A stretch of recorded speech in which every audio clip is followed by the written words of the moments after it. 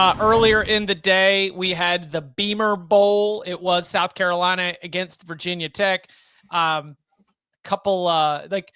a few exciting plays and a lot of food slop.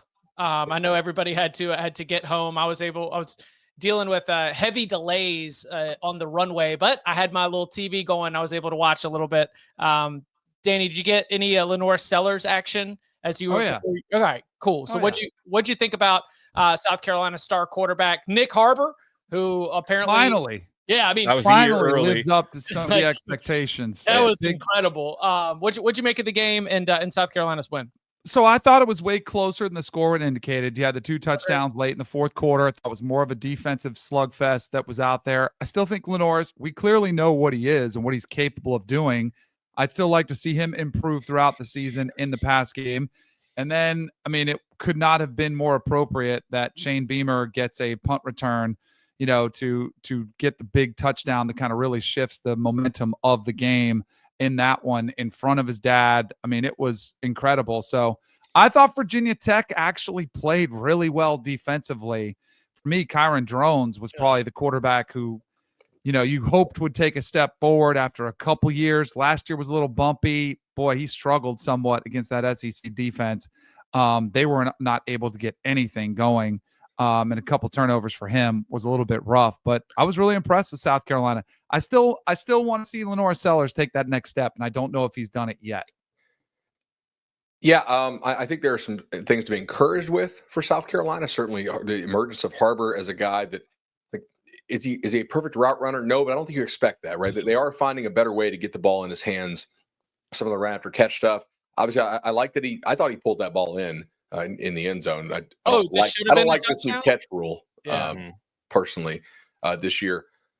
2 things. One, we had Virginia Tech people tell us, and this is one of the reasons I bet under in this game, that they thought they had made a real upgrade at defensive coordinator. And I was skeptical of this because, is it really not Brent Pry's defense?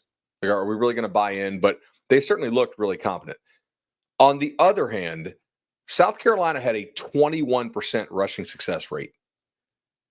That's, if you look at what their backs did, I'm not saying, obviously they were clearly the better team in this game, in my opinion, but so Attaway 14 for 60, Faison 7 for 40, long run of 30, long run of 23. So 100 yards on 21 carries seems good. However, 47 on 19, if you take out the 2 explosives, which the explosives count. And that's going to be what South Carolina is probably. You're going to have to hit explosive. I doubt they're going to be super consistent, methodical. 21% rushing success rate is concerning to me a lot, because I don't think this team wants to be a pure drop back. I know Tom was diagnosing this on Twitter. He's watching. This looked very much like the Illinois game plan from the bowl game. And Lenore Sellers throw the ball over the middle on a non-RPO challenge continues. Well, they've got Mike Shula now, right? Yeah. I mean, that's they should be. That's what Brad Crawford's been telling us. They should be running the Cam Newton MVP offense.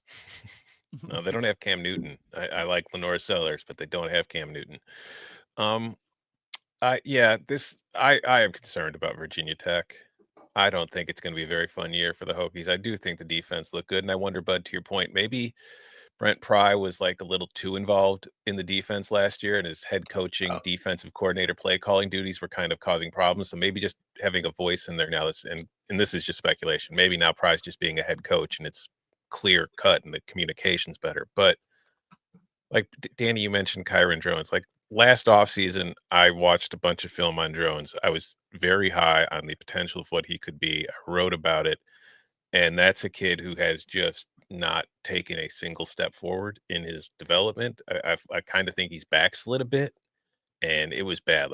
His throws, there were some big plays in the passing game that he had downfield, but it was mostly the receivers making spectacular plays on the ball. The balls were not in the right place.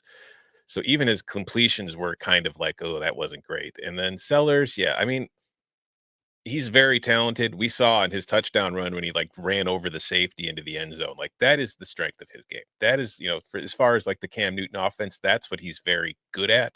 He still also, like Drones, needs to develop more as a passer. But I do think I saw some improvement, but there's still a ways to go. And also it's the first game of the year. So, It's a tough defense they were facing.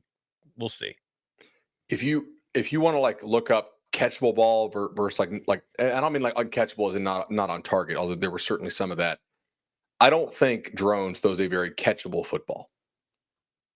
Like the marrying the right amount of pace on the ball and arc. Some guys just do a better job of dropping it in the bucket. And I don't know. Sometimes like these lasers, like there's the one RPO down by the goal line, like just maybe NFL guys catch that, but like you throwing that ball like that hard is just, I don't know. It's hard to catch at times. He also throws a lot of deep balls where I tweeted, hey, you can throw it long distances and not as a compliment. It's like just no air under it, just launches it on a laser. Drone strikes. Yeah. Yeah. Oh. Yeah. Put it on a shirt. Yeah, I was under on them for the win total this year. I don't know. Like the defense looked good enough; they could make a bowl still. I could certainly be wrong, but the offense doesn't look special. No, it looks inefficient. It looks bad. They're doing a lot of effort, not getting a lot done. You know what it was? Too much orange. Oh, Just you didn't far like too that? much. I love orange. I do. A lot of teams I root for wear orange, but it has to be in moderation. There has to be something else. You can't color block orange that way and expect to play well. I think that I agree with you. I think I like the maroon in Virginia Tech's options. I think I'm maroon homes, and then I would rather run whites away. Mm-hmm. Yeah. Yes. All right. South Carolina uniforms look great, I thought. South Carolina? Yeah. Cocky in the black that's a winner for me. What about South Carolina moving forward? We talked about the improvement that sort of needs to be there, things that we were liked about, things that, maybe South Carolina's offensive line left something to be desired. If we're going to, nitpick here, though that could be a little credit one way, blame the other with Virginia Tech playing good up front. What's South Carolina's outlook moving forward? Have you changed your opinion on them? Is South Carolina the 13th best team in the country? No.